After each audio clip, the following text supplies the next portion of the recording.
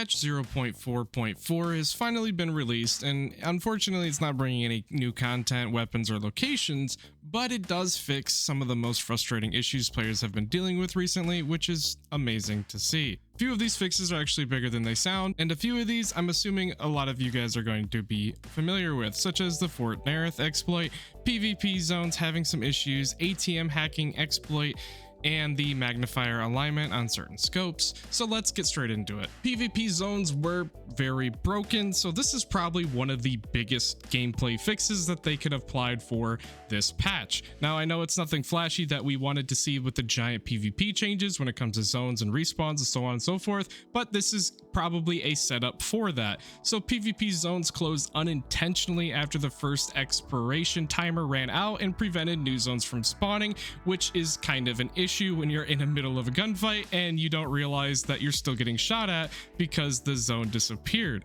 Next, the names of discovered points of interest disappeared from the map after disconnecting due to inactivity or after a PvP zone was deactivated, which is kind of funny because I remember refinding a lot of POIs and getting XP for it and getting a little bit confused because I'm like, I already discovered this, but it makes sense because I do go AFK a lot in the game, especially in PvE mode. This is actually a great change, being for PvP activity consistency and a setup for that 0.5 patch coming soon with the PvP changes, and then this allows for the map usability and less confusion for everyone involved, so that's what the community likes to see.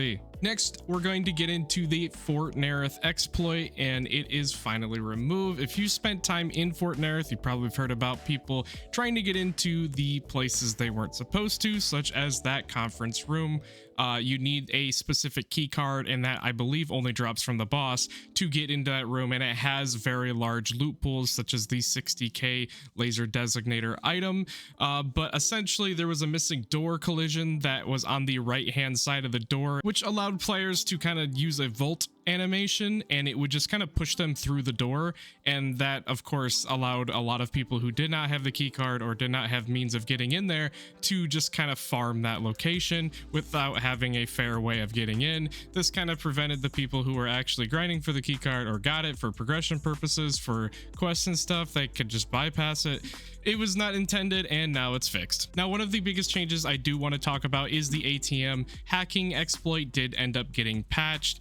This kind of ties with their goal for the ATM hacking tool, I guess, which is clearly to make it a one use, which they already did with this patch, unfortunately, but to make it kind of a one-off item that isn't that great. It seems before you could sell it for 5k, and if you used it and it wasn't in your secure container, then it would get used upon use, and you would get probably about $1,500 on an ATM. Then they put in a patch for 0.4.3, and this made the hacking tool same thing, unlimited uses if it's in your secure container, but it upped the amount of money you got from using it, which is 5k instead of 1,800, and if you tried to sell it, it would not sell for 5,000 anymore, it would only sell for 1,000. Now with this change, if it's in your secure container or it's not, it gets used. It's only for about 5k. This change is kind of awful because why would you make all keys unlimited uses where you can farm 60k worth of items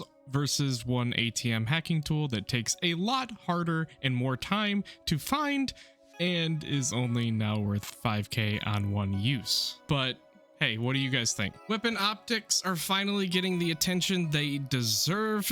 Basically, it kind of looks boring on paper that they listed these, but a lot of the magnifiers and optics are regularly having some issues, alignment issues, or just kind of graphical problems as a whole. So the magnifiers that were not correctly aligned horizontally was the AR-15 style rifles.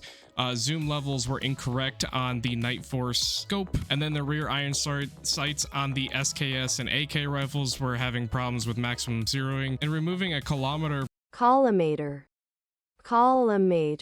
from a weapon that had a magnifier in a high position caused the ADS animation to fail, so you just skipped the whole ADS animation, which can ruin a lot of immersion, not to mention a lot of issues when it comes to PvP. Your accuracy was way off, weapon usability kind of went way down, or certain scopes you couldn't use, and then the sight picture itself was misleading. So great change. Next, we're going to get into a few of these tasks that were fixed. Essentially, players did not receive the required items for the quest hacker. I had to go and buy those items in order to do the quest, which is convenient that you can buy them at least.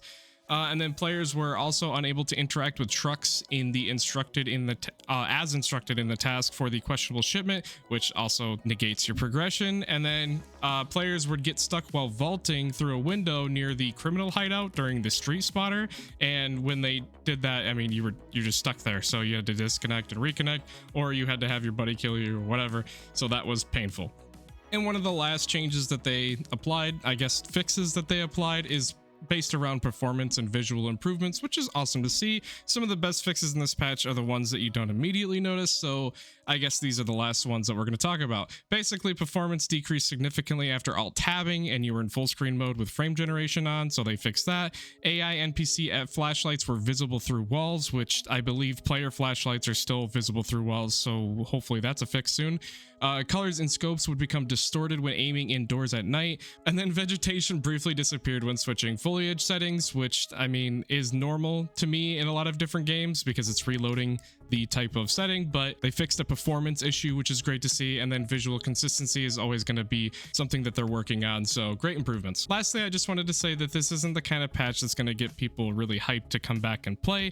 There's no new content here, but if Gray Zone Warfare wants to keep growing, this is exactly the kind of changes and fixes that we're going to need moving forward. And the game kind of feels like it's slowly moving away from the fixing major issues, as they just had to get through these past few patches and towards the polishing systems that they're wanting to do. This is probably a good sign where development is right now, which is showing that they're trying to get through these kind of fixes that are needed, and then they're going to be pushing content. I know a lot of people were anticipating, and I was too, the PvP changes when conflict zones and taking cops and stuff like that, but that was clearly pushed back to 0.4.5. I think these changes are kind of in setup of that, because it's kind of hard to make changes to the zone and how things are going to work for PvP zones if the zones are constantly disappearing and causing even more problems. So let me know what you guys think in the comments down below. I appreciate everybody commenting and let me know their thoughts. I read every comment, and I hope to see you guys next time.